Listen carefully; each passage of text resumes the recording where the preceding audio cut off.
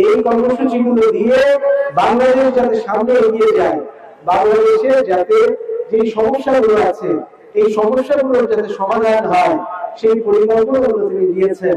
এবং সেই জন্যই আমরা মনে করি তিনি আমাদের ভবিষ্যতের নেতা, ভবিষ্যতের প্রধানমন্ত্রী ইনশাআল্লাহ।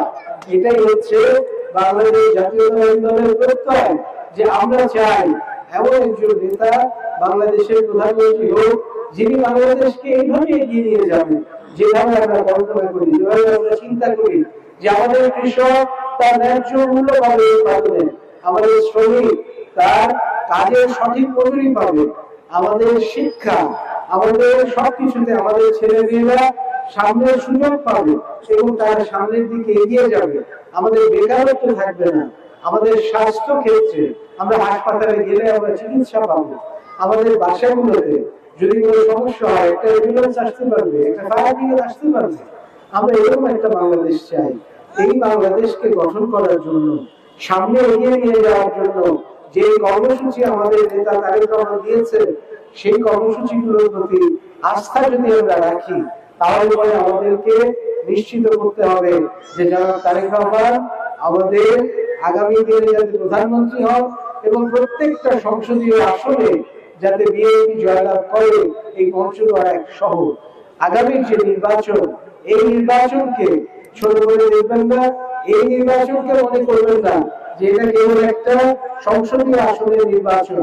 আগামী এই 16 ফেব্রুয়ারি যে নির্বাচন, এই নির্বাচন বাংলাদেশের প্রধানমন্ত্রী নির্বাচনের জন্য নির্বাচন। প্রধানমন্ত্রীকে কে প্রধানমন্ত্রী হবে সেটা সিদ্ধান্ত নেওয়ার জন্য এই নির্বাচন। এই নির্বাচনকে আমরা এরকম একটি স্থানীয় নির্বাচন মনে করার কোনো কারণ নেই। এটা জাতীয় নির্বাচন এবং সেরকম গুরুত্বের সঙ্গে আমাদেরকে দেখতে হবে। আজকে জবাবদিহিতামূলক সরকার না থাকার ফলে আমাদের দেশে বিভিন্ন রকম সমস্যা তৈরি হয়েছে।